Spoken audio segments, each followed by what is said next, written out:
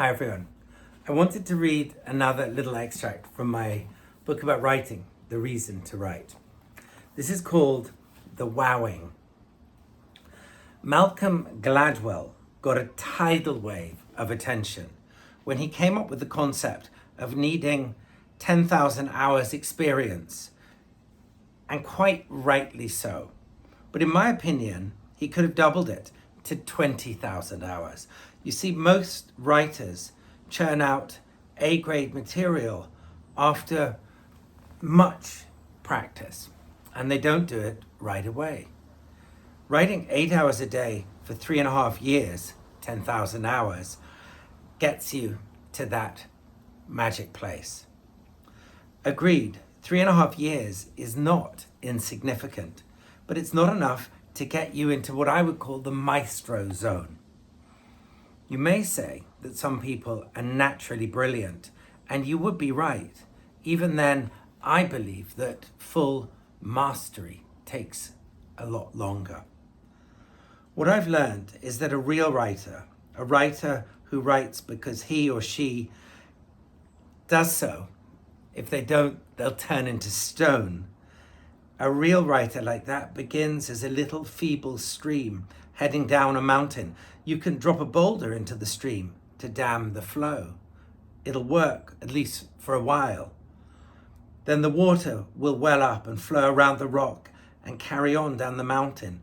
Boulders dropped into the stream are, I think, a good thing. Good because they force the wannabe member of what I call the Salinger Brigade to take stock, to redouble their efforts, and then to set off again.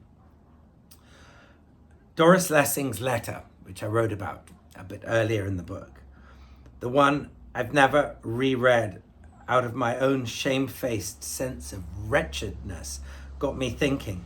If I wanted to break in, I'd have to take writing seriously, and I'd have to treat it as a real job.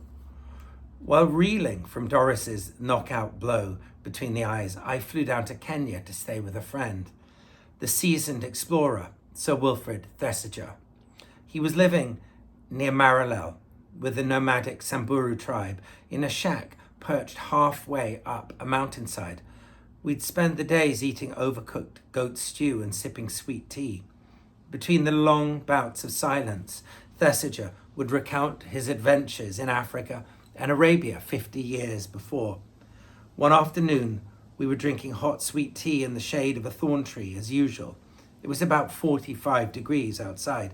Dressed in a patched tweed jacket, Thesiger was telling me about the time he attended Emperor Haile Selassie's coronation back in 1930.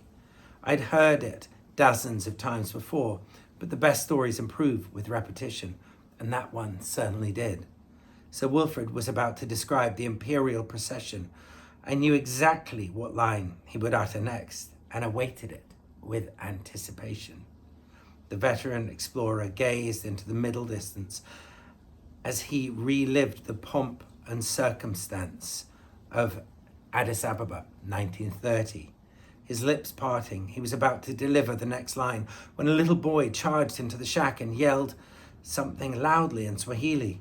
"Be quiet, little horror," Thesiger yelled. "I'm telling a story." Shaking his fist and stamping his feet, the little boy cried the same thing over and over. "What's he saying?" I asked. Thesiger listened, and he raised his eyebrows. "Oh," he said. "Oh, what?" "The little horror says there's a man in Maralel with an electric arm." Curious by nature, I left Thesiger to his memories and slipped down to the green bar, at the time Maralel's one and only watering hole. Almost lost in the shadows was a short, stout Indian man. Around his neck were dangling 3 Nikon cameras, and strapped to his left shoulder was what looked like a bionic arm.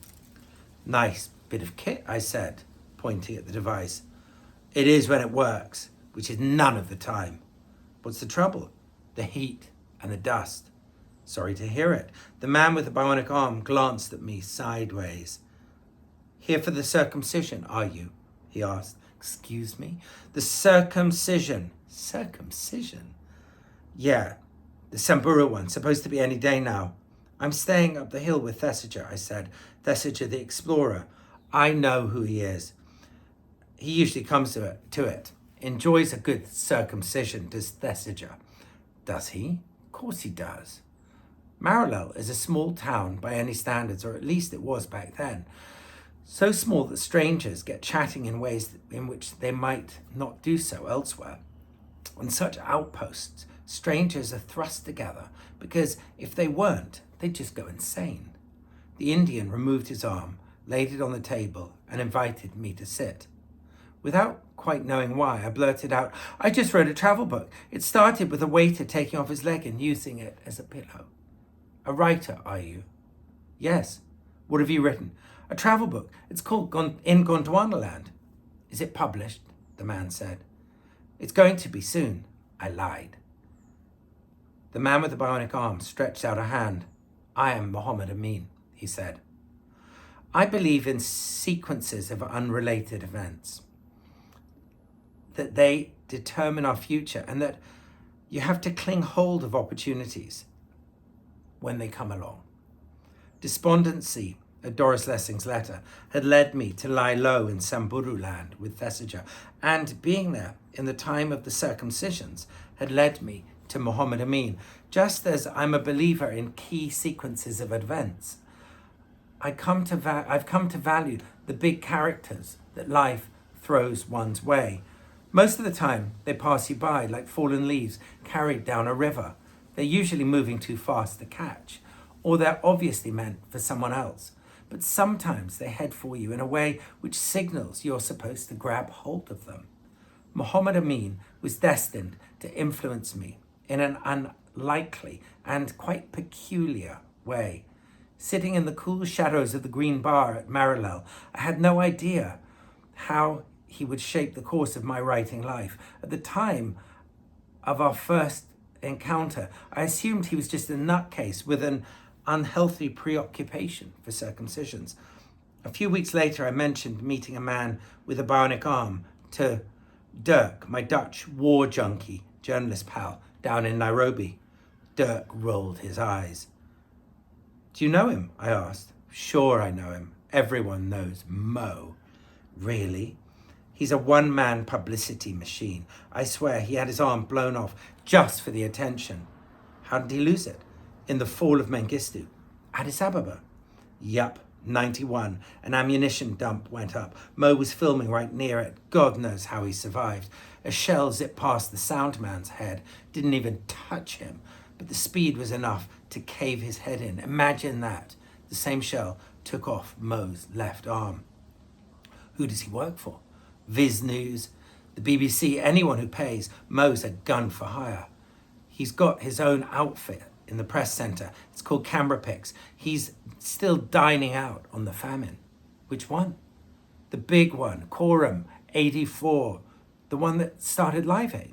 Yep, Mo was there. My journalist friend grinned. It was only because Mo Amin got the story out, he said. I thought it was Michael Burke and the BBC. Burke was the face on the camera, but it was Mo who got access. He filmed it. He broke the story. Then he's a frigging legend, I yelled. A legend and a shameless self-publicist. I want to meet him again, I said. Why? To hear the stories. Dirk groaned. He's going to gobble you up, he said.